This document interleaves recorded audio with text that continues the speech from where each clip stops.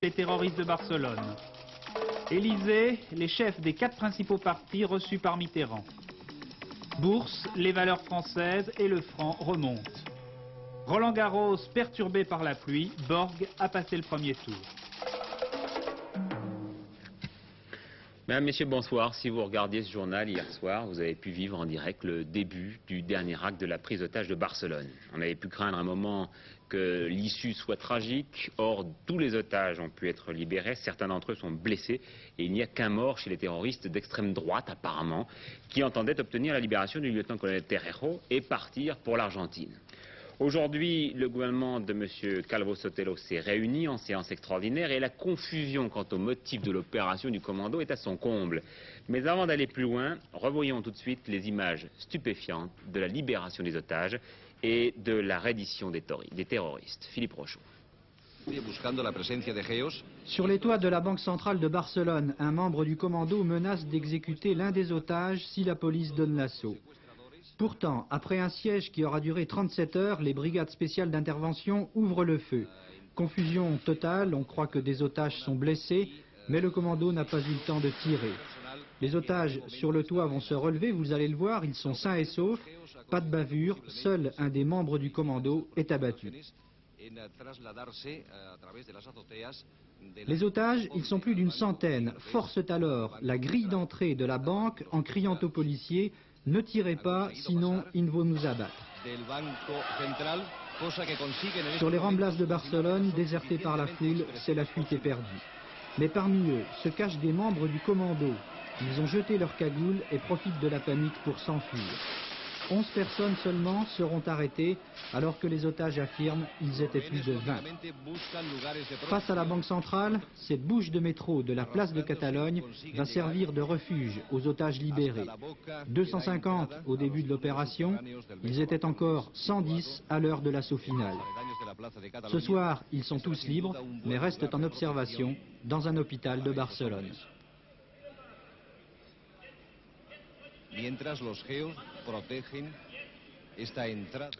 Une libération aussitôt suivie d'une polémique. Le gouvernement espagnol essayant de minimiser l'action du commando et les otages, en revanche, apportant des témoignages tout à fait différents. Gérard Sebag était notre envoyé spécial à Barcelone.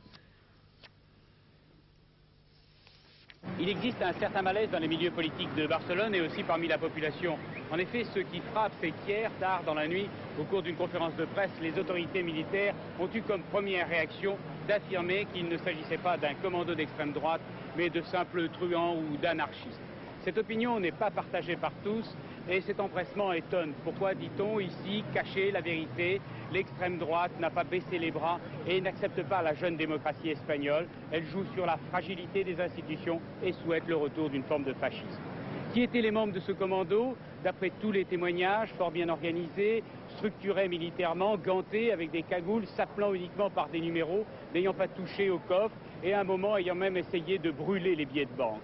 Les partis politiques de gauche demandent que toute la lumière soit faite sur cette prise d'otages.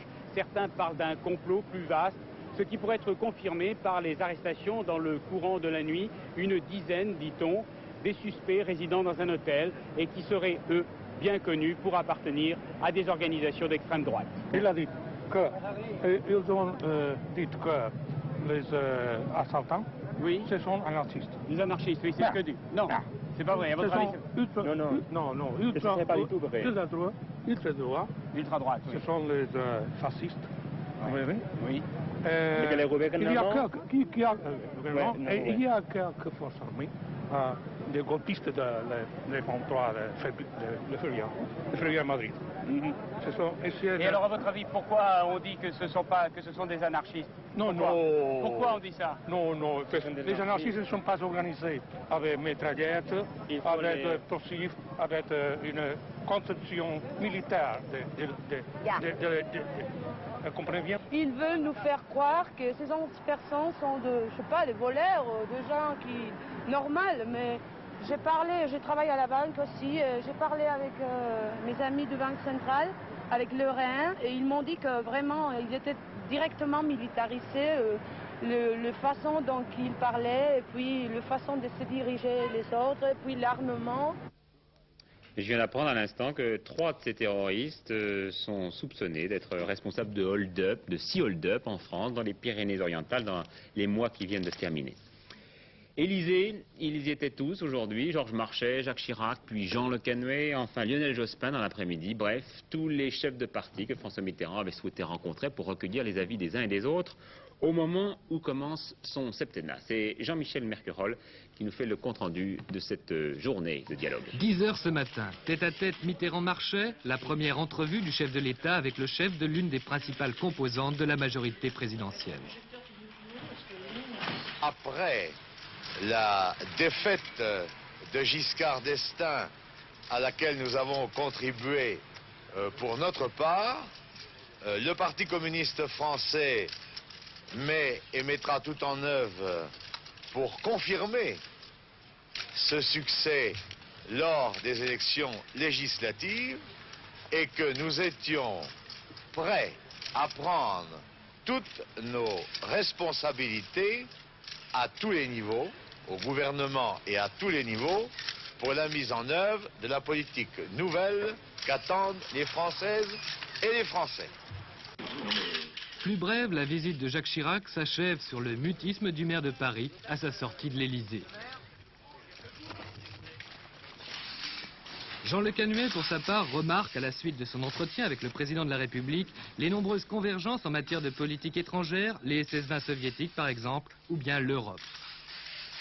Sur tous ces points, il y a, je dirais, un point de vue de la France que nous ne pouvons que partager. Et vous avez reconnu d'ailleurs dans ces lignes directrices celles mêmes pour lesquelles je combats moi-même depuis tant d'années avec mes amis. Donc le problème à mes yeux n'est pas sur les problèmes extérieurs de la France. C'est sur la manière de sauver l'économie française, sur la manière de faire face à la crise mondiale devant laquelle maintenant le nouveau président est placé. Dernier personnage reçu cet après-midi par François Mitterrand, Lionel Jospin, le premier secrétaire du Parti socialiste, pour qui la discussion avec le président apparaît déjà comme plus systématique et régulière que pour les autres chefs de parti. Journée de concertation et de dialogue à l'Élysée, mais journée discrète, un peu à l'image de M. Chirac quittant le président de la République sans un mot pour les journalistes. Journée sans surprise également. On savait que M. Le Canuet, pour l'UDF, ne serait pas très critique à l'égard de la politique étrangère française, mais qu'il serait plus réservé, en revanche, sur les propositions socialistes pour lutter contre la crise économique. On a vu M. Marchais, souriant et mesuré, et qui n'avait pas rencontré M. Mitterrand en tête-à-tête depuis 1978, répéter que le Parti communiste était prêt à assumer ses responsabilités au gouvernement. Pour cela, il lui faudra attendre les résultats des législatives. Quant à M. Jospin, qui n'a fait qu'évoquer en une phrase ce tour d'horizon avec le président de la République, il l'a fait pour ne pas être considéré comme un interlocuteur trop privilégié de M. Mitterrand. En conclusion, on peut dire que pour le chef de l'État, recevoir les leaders des grands partis politiques est un geste à la fois naturel et constitutionnel qui démontre l'importance qu'auront ces partis dans la vie politique du pays. Président Mitterrand qui par ailleurs a donné un accord de principe pour un prochain voyage en Israël dès que les circonstances le permettront. Vous avez peut-être été frappé par la modération de ton de Georges Marchais dans ses propos sur le perron de l'Élysée. Alors cela préfigure-t-il un changement de politique, notamment dans le domaine international, où PS et PC se sont plusieurs fois opposés dans le passé? Paul Nahon pense que oui. C'est vrai que l'on note depuis l'élection de François Mitterrand un changement de ton de la part du Parti communiste français. Un parti communiste remarquablement discret, vous l'avez souligné, et les socialistes eux-mêmes reconnaissent avec plaisir ce ton nouveau. Cependant, pour que ce changement soit réel et complet, il faut qu'il soit sur le fond. Et il y a 4 points principaux sur lesquels les socialistes jugeront de la nouvelle ligne, de la bonne volonté du Parti communiste: le problème des euromissiles, le problème de la Pologne, du Moyen-Orient et de l'Afghanistan. Et c'est bien sûr ce dernier point qui constituera le test du changement. Mais d'après ce que j'ai pu savoir, le Parti communiste français s'apprête dans les quelques jours qui viennent à procéder à un revirement total de politique sur l'Afghanistan. Vous savez que depuis 6 mois, depuis 1 an maintenant, le Parti communiste français a aligné sa position sur l'Afghanistan sur celle de Moscou. Et de ce changement de cap fondamental dépend bien sûr les négociations sur les législatives et de la participation des communistes à un futur gouvernement. Reste à savoir maintenant quelle forme peut prendre cette nouvelle autocritique sur l'Afghanistan. Et pour Jean Popren, secrétaire national du PS, qui l'a dit sur France Inter, on ne peut pas faire comme s'il ne s'était rien passé depuis septembre 77, date de la rupture d'union de la gauche. À gauche, donc, il n'y aura pas de candidature unique. Le PS, à part quelques cadeaux aux gaullistes de gauche et aux MRG, aura des candidats partout, Daniel Brem. Oui, et la raison en est qu'il espère bien se tailler la part du lion et profiter du courant de la vague en faveur de François Mitterrand. Ils étaient 114 à l'Assemblée, ils espèrent au moins être 200. Alors, il y aura pour le parti radical l'investiture aux 10 députés sortants, dont bien sûr Maurice Faure et Michel Crépeau. Radical de gauche. Oui, aux radicaux de gauche, dont Michel Crépeau et Maurice Faure. Mais il y aura une petite nouveauté, c'est qu'un certain nombre des députés sortants émergés prendront des suppléants socialistes. Un conseil amical. Voilà. Et il y aura 3 cadeaux supplémentaires, un pour François Loncle en face de Philippe Pontet, le directeur de la campagne de M. Giscard d'Estaing dans l'Eure, un autre en faveur de Pierre Charles en Côte d'Or contre Jean-Philippe Lecas et un troisième en Meurthe-et-Moselle. Il y aura également quelques circonscriptions pour des personnalités, Gisèle Halimi du mouvement Choisir, le gaulliste de gauche Pierre Dabezy et peut-être aussi, dit-on, Madame Bouchardot, PSU. Et dans les gros bataillons du Parti socialiste, on remarquera que 32 ministres ou secrétaires d'État seront candidats sur 43, mais pas Jacques Delors qui doit se consacrer en priorité à l'économie. Et puis on a essayé de faire un effort sur les femmes. Oui, et là, les choses n'ont pas été toutes seules. Il a fallu que M. Jean Popren s'en mêle, car il a exigé que 10 circonscriptions gagnables soient données aux femmes, en plus des 2 qui siégeaient à l'Assemblée. Alors, parmi ces favorisés, Catherine Lalumière à Talence en Gironde, Christiane Morat en Indre-et-Loire, Madame Gaspard en Eure-et-Loire, elle est déjà le maire de Dreux, et un duel dont on parlera certainement beaucoup, celui de Nicole Questiot contre Gisèle Moreau du Parti communiste. Ajoutons que l'un des fils de M. François Mitterrand, Gilbert Mitterrand, se présentera en Gironde et que le frère de l'actuel secrétaire général de l'Élysée, Michel Bérégovoy, sera également candidat. D'accord. Et puis chez les écologistes, 75 candidats, parmi lesquels Brice Lalonde, qui nous le rappelait donc tout à l'heure à 19h20 à Paris. Puis dans la majorité parlementaire, on a appris aujourd'hui que Michel Maury-Laribière, vice-président du CNPF, serait candidat en Charente. Voilà pour la politique. Les incidences sur la bourse maintenant, eh bien une séance d'une meilleure tenue aujourd'hui. Le franc est convalescent et les valeurs françaises se sont redressées aujourd'hui. Jean-Marc Kilouz était à la Corbeille. Le dollar à 5,59 francs vendredi, à 5,56 en clôture aujourd'hui, c'est le premier signe d'amélioration. Le franc reste fragile mais s'est raffermi face à toutes les devises occidentales. Première conséquence donc des mesures techniques prises jeudi par le gouvernement et aussi du soutien au franc réaffirmé dimanche par le chancelier Schmitt. Et aujourd'hui, les valeurs françaises ont regagné en moyenne un peu plus de 2% avec une nette reprise de plusieurs nationalisables, Saint-Gobain ou Roussel-Uclaf par exemple. À l'évidence, l'absence de communistes dans le nouveau gouvernement et les premières déclarations officielles ont été jugées rassurantes par les boursiers, même si à leurs yeux, elles ne lèvent pas toutes les incertitudes. Ainsi, l'accent mis lundi par le ministre des Finances, M. Jacques Delors, sur la rémunération de l'épargne à long terme et le maintien des avantages fiscaux sur les obligations ont été accueillis d'un bon œil. Après 15 jours de dépression, le marché obligataire est légèrement remonté ce matin.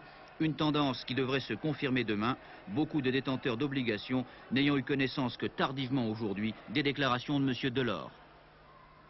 Alors justement, il y a cette question que se posent beaucoup de petits épargnants. Va-t-on oui ou non vers cette indexation de l'épargne qui avait été promise pendant la campagne électorale?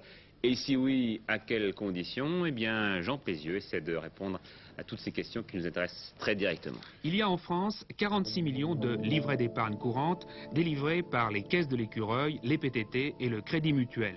Ces livrets, dits livrets A, offrent à leurs détenteurs un intérêt net d'impôt de 7,5%.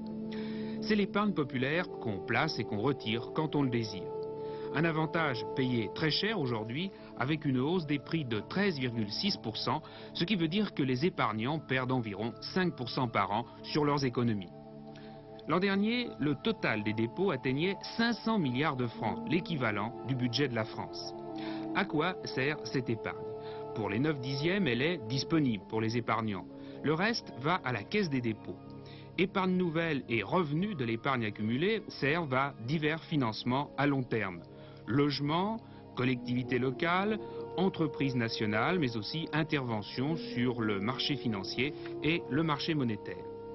Ces divers placements ont diminué l'an dernier, les ménages ayant beaucoup moins épargné.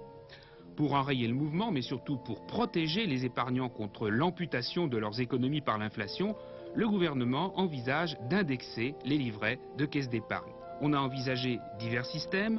Le plus simple serait de prendre comme base l'indice des prix. L'ennui, c'est que si on indexait tous les dépôts sur cet indice, il faudrait 27 milliards de francs supplémentaires. Où les trouver? Une opération injuste aussi, car les épargnants aisés seraient privilégiés. Pour obtenir l'effet souhaité, qui est de protéger seulement l'épargne liquide des petits épargnants, l'idée est de limiter à un livret par famille l'épargne indexée et de limiter l'indexation à une partie de l'épargne. L'indexation irait par exemple jusqu'à 10 000 francs environ, somme équivalente à la moyenne actuelle des dépôts. Oui, la question ne manquera certainement pas d'être posée demain par les différentes centrales syndicales qui seront reçues à l'Élysée par François Mitterrand, la CGT, la CFDT, Force ouvrière, la FEN, la CFTC et la CGC. En prélude à ces rencontres, Question de temps a voulu écouter les syndicats pour savoir ce qu'ils attendaient de ce nouveau gouvernement. Si une caméra veut bien se tourner vers nos invités, vous pourrez découvrir Jean Bornard, André Bergeron, Edmond Maire, Henri Krasuki pour la CGT. Donc ces 4 leaders seront tout à l'heure les invités de Louis Berriot qui les interrogera donc dans Question de temps tout de suite après le journal à 20h35. Puis aujourd'hui la CFDT qui venait de réunir son conseil national avait affirmé par la bouche d'Edmond Maire que le courant passait entre elle et les travailleurs. Un mot encore sur tous ces problèmes pour vous dire que c'est Michel Vauzel qui sera désormais le porte-parole de François Mitterrand à l'Élysée.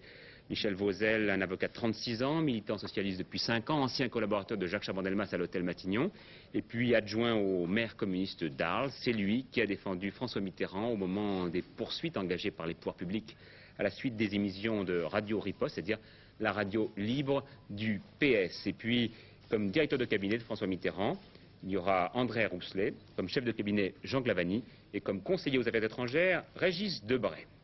Régis Debray, l'écrivain bien connu. À l'étranger, tout de suite, le point sur l'OPEP, la 60e conférence du nom, cette fois à Genève, Jean-Paul Renaud. Oui, Patrick, le Saoudien Yamani est arrivé à Genève avec une idée bien précise, obtenir de ses 12 homologues de l'OPEP un gel du prix du brut jusqu'à fin 82. Depuis des mois, l'Arabie Saoudite entretient la surproduction du pétrole, ceci afin de décourager les durs, l'Algérie, la Libye et l'Iran par exemple, qui voudraient encore des augmentations. Pour le moment, on ne sait pas exactement ce qui se passe à Genève. Il semblerait toutefois qu'on s'oriente vers un compromis. Les Saoudiens acceptant un relèvement du prix de 2 $ environ, ce qui porterait le prix du baril à 34 $. Mais à une condition, que ce prix reste bloqué pendant 18 mois. Nous verrons bien. Cela dit, en plus des excédents sur le marché, 2 choses inciteront l'OPEP à la modération. La première, c'est la réaction du consommateur, des pays consommateurs, devant la hausse vertigineuse du brut. Vous le voyez sur cette courbe, le prix du baril a augmenté de 150% en 2 ans, entre début 79 et fin 80, c'est le deuxième choc pétrolier. Alors les pays industrialisés font des économies. La France, par exemple, a diminué ses importations de 16%, l'Allemagne de 20%. La deuxième chose, c'est l'ascension du dollar qui augmente la facture pétrolière. Prenons le cas de la France. Il y a un an, le dollar à Paris était à 4,15 francs. Aujourd'hui, il est à 5,56 francs. La différence, une petite chute, oui. Avec une petite chute. La différence, il faut bien la payer. C'est pourquoi les pays industrialisés font des économies. Et c'est ce qu'on appelle, cette différence, c'est ce qu'on appelle l'effet dollar. Eh bien, cet effet dollar, il va nous coûter en plus, en 81, 30 milliards de francs. Cela veut dire que si le gouvernement français répercutait intégralement cette augmentation à la pompe, ce que le précédent gouvernement n'avait pas fait en mars dernier, cela voudrait dire que la prochaine hausse des carburants serait de au moins 30 centimes par litre. Attention Patrick, ça n'est pas une information, c'est seulement une possibilité. Bien. Toujours à l'étranger, cette vague troublante de suicides en Pologne, 2 anciens ministres de l'époque d'Édouard Guirec, messieurs Barczek et Olszewski, qui faisaient l'objet d'enquêtes pour prévarication. La mort du président équatorien Roldos dans un accident d'avion, le M-19, mouvement de la guérilla colombien, a revendiqué la responsabilité de cet accident. Et puis la fin du détournement de l'avion turc en Bulgarie. Les 4 terroristes ont été maîtrisés, plusieurs passagers de l'avion et un pirate de l'air ont été blessés au cours de l'opération.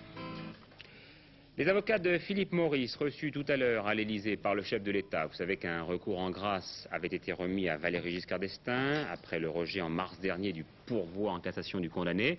C'est donc maintenant à François Mitterrand d'entendre l'avis des défenseurs du condamné et de prendre la décision. Et puis l'ouverture à Beauvais du procès de Marcel Barbeau, inculpé d'homicide volontaire pour le meurtre de 4 jeunes femmes et de l'ami de l'une d'entre elles, c'est Paul Lefebvre qui nous en fait le compte-rendu d'audience. Marcel Barbeau, 40 ans, un grand brun au costume bleu marine, visage poupin, une bonne tête. Profession, régleur, dit-il, le jour peut-être, car la nuit il a reconnu être un pilleur de maisons vides, on a décompté au moins 150 cambriolages. À part cela, une bonne réputation chez ses voisins. C'est l'homme qu'on accuse d'être le tueur de l'ombre. Vous vous souvenez, celui qui, dans le triangle Nogent-sur-Oise, Lenqueville et Villers-Saint-Paul, a assassiné 7 femmes et un homme entre le 23 janvier 69 et le 6 janvier 76, à chaque fois à l'aide d'une carabine 22 long rifle. 8 meurtres étranges, à la limite du rituel, préparés avec minutie, exécutés de sang-froid et surtout peu de traces. Au point qu'on ne juge Barbeau que pour les 5 derniers et qu'il va falloir plus de 2 semaines d'audience pour présenter aux jurés la longue liste de présomptions graves qui pèsent sur Barbeau. Car les policiers n'ont pas découvert Barbeau, on le leur a donné en quelque sorte un coup de fil anonyme dont l'auteur pourrait peut-être révéler d'autres preuves, quitte bien sûr à se découvrir lui-même. En somme, Barbeau est encerclé, mais il ne s'est jamais rendu. N'empêche que depuis son arrestation, les meurtres de femmes brunes, comme celle qui l'obsédait, ont cessé dans la région. Cela non plus, ce n'est pas une preuve, mais c'est tout de même un soulagement. Sport, c'est finalement Mario Andretti qui est déclaré vainqueur des 500 miles d'Indianapolis. L'Américain Bobby Unser a été déclassé. Et puis surtout, c'était le début des internationaux de Roland-Garros qui vont durer 15 jours avec, pour cette première journée, une toute petite surprise. John McEnroe n'a plus de bandeau. Serge Richez. Roland-Garros, les premières rotations cervicales des spectateurs. Apparemment, tout semble normal. Mais soudain, une bâche sur le court central. Seule, stoïque, la vendeuse de la permanence souvenir de la fédération reste impassible. Dès son ouverture, le tournoi a les pieds dans l'eau. C'est la première information importante de cette journée à Roland-Garros. Eh bien, je pense que d'ici à mercredi soir, nous devrions, si le temps nous le permet, être revenus au point que nous avions prévu, à notre point de prévision. Évidemment, certains joueurs auront une tâche plus difficile que prévu, dans la mesure où ils seront amenés à jouer 2 jours de suite des matchs en 5-7 et certaines joueuses 3 jours de suite des matchs en 3-7. Deuxième fait important, la confirmation du retour en forme de Björn Borg. Entre 2 averses face à l'Espagnol Lopez Moeso, Borg a semblé retrouver tous ses moyens physiques. Seul son coup droit, apparu un peu approximatif.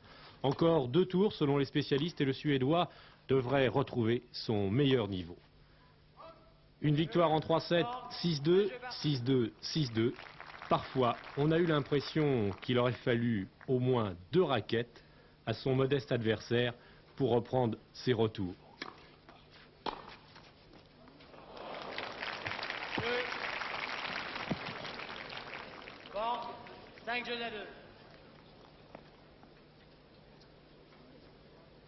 Enfin, troisième et dernière vedette de cette journée, John McEnroe.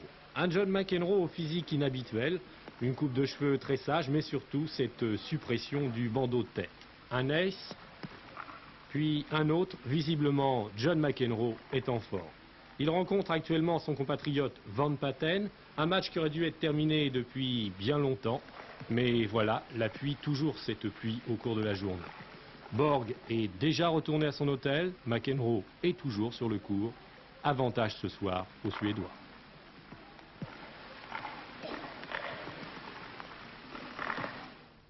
Un numéro spécial du matin pour la circonstance, spécial tennis, et puis pendant que j'y suis, un nouveau journal Weekend Magazine mensuel cette fois-ci. La mort du commandant Pétret, c'était le dernier commandant du paquebot France, il avait tout juste 60 ans. Notre page culturelle ce soir se décentralise. Nous allons en effet à Marseille, au théâtre municipal que dirige Marcel Maréchal, à l'endroit même où se trouvait l'ancienne criée aux poissons. Marseille n'avait plus de théâtre si l'on accepte celui du gymnase, théâtre privé assez vieux. Yoba Grégoire. Ah, que c'est beau. Venez voir que c'est beau les clients. Entre la bouillabaisse, la bonne mère et la Saint, la criée aux poissons faisait partie intégrante du folklore marseillais. La verve méridionale a fait place au verbe de Molière. On y joue Scapin, et symbole sans doute, ce nouveau théâtre est situé sur l'ancienne cité phocéenne, face aux vestiges du premier théâtre grec, construit il y a 26 siècles. Aujourd'hui, nous inaugurons ce nouveau théâtre. C'est vrai qu'il est beau, chaud, humain. Oui, comme habité, patiné même. Écoutez, il retentit encore de la criée des comédiens et des artistes du négoce du poisson. Qui veut de ma belle rascasse, mes rougets, mes pageaux, beau mes pageaux, beau rascasse, oh rascasse. Ils sont là, il n'est pas temps de rêver. Nous avons affaire. C'est bien d'avoir fait le théâtre, ça fait plaisir, mais ça fait quand même un pincement au cœur de pouvoir... les pêcheurs, les poissonnières, on a été tellement habitués à ce spectacle, nous les pêcheurs, et puis c'était nécessaire pour nous. Ça devait disparaître, et c'est mieux, je pense, que ce soit un théâtre, c'est-à-dire un lieu de fête, plutôt qu'un garage. Cette façade que vous voyez, elle est identique depuis 1906, et je pense que c'est déjà bien d'avoir sauvé ce lieu, enfin d'avoir utilisé le patrimoine ancien pour en faire quelque chose de vivant. L'architecture, vous avez participé? Avec Bernard Guillemot, qui en est le scénographe architecte, oui, j'ai fait le programme quoi, avec lui, jusqu'à la couleur des fauteuils, toutes les passerelles techniques, c'est l'œuvre d'un homme de théâtre, enfin en l'occurrence moi, et de mon équipe et de Guillemot. Et ça manquait à Marseille. Hein, oui, puisqu'on n'a pas fait de théâtre à Marseille depuis 100 ans. Le théâtre c'est vraiment très luxueux, je voyais pas, je m'attendais pas à ça vraiment. Et vous connaîtrez peu cette argote qui est père d'octave. Pourquoi, monsieur? Je viens d'apprendre qu'il veut me mettre au procès et faire rompre par justice le mariage de ma sœur. Je ne sais pas s'il a cette intention, monsieur, mais il ne consent point aux 200 pistoles que vous dites. Il dit que c'est trop. Scapin, c'est un latin, un méditerranéen, donc quelqu'un qui pourrait être d'ici. Et l'action se situe à Naples, sur un port. On est sur un port. Alors, il n'y avait pas meilleur sujet. Et d'ailleurs, on a fait une utopie terrible sur la scène de la criée, puisqu'on a construit le décor de la place royale qui devait être là, au bout de la Canebière, qui était l'œuvre de Pugin, un contemporain de Molière. Et c'est dans ce décor de place royale qui n'a jamais existé qu'on joue. Et ça vous plairait d'aller voir les fourberies de Scapin, de Molière? Bien sûr. Ça m'intéresse quand à la télé on passe un spectacle de qualité. Nous nous en réjouissons, toujours ces films américains, on prend dessus la tête. Voilà.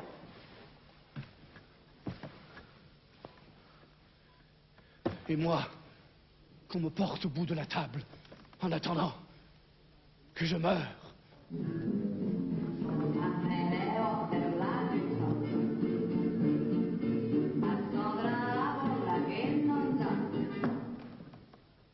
Voilà, cette ombrelle ou ce parapluie, je ne sais trop, nous donne envie de demander à Alain Gillot-Pétrel le temps qu'il va faire demain. C'était un parapluie. Le temps demain, eh bien, le mot va faire plaisir à Jacques Martin, il est un peu facile, mais il est vrai. Demain, il fera incroyable, mais frais. Comme aujourd'hui, à 14 h, vous allez voir la carte des températures relevée par la météo nationale. 10 degrés à Alençon, ça n'est pas chaud, et partout ailleurs, 10, 11, 12, 13, 14 degrés, sauf près de la Méditerranée, où là, on était à peu près dans la normale. La prévision pour demain, région par région, encore un résidu pluvieux orageux sur l'extrême sud-est du pays, avec en prime du Mistral et de la Tramontane. Ailleurs, eh bien, comme vous voyez, quelques éclaircies, mais beaucoup de nuages et encore de la pluie. Alors pour le tennis, c'est un peu râpé. La prévision de température toujours frais pour demain, notamment le matin, pour un petit tour de France rapide de Lille à Bastia, et l'après-midi, en dessous des normales, il devrait faire 20 à 21 degrés, vous voyez, 13, 14, 15, ça n'est pas chaud. Enfin, l'agenda pour demain. Notre agenda, le voilà, mardi 26 mai, les heures de lever et de coucher du soleil. Demain, c'est le dernier quartier de lune et enfin la fête de Saint-Béranger. Voilà, merci Alain. Le dernier journal vous sera présenté en fin de programme par Hervé Claude. Demain, antenne de midi ira à Beaubourg pour l'exposition Paris 1937-1957 et recevra également le socialiste Pierre Jox à 12h45. Jean Le Canuet sera l'invité de notre édition spéciale à 19h20, à 20h le journal, comme tous les soirs. Et puis ce soir, vous le savez, tout de suite après une page de publicité, vous avez rendez-vous avec nos 4 invités, les 4 syndicalistes que nous avons invités et qui seront demain les invités du Président de la République. Jean Bornard pour la CFTC, nous allons les découvrir. André Bergeron pour Force Ouvrière, Edmond Maire pour la CFDT et Henri Krasuki pour la CGT. On ne les a pas vus, on les verra j'espère pour le générique. C'est Louis Berriot qui nous interroge. Bonsoir à tous, à demain 20h.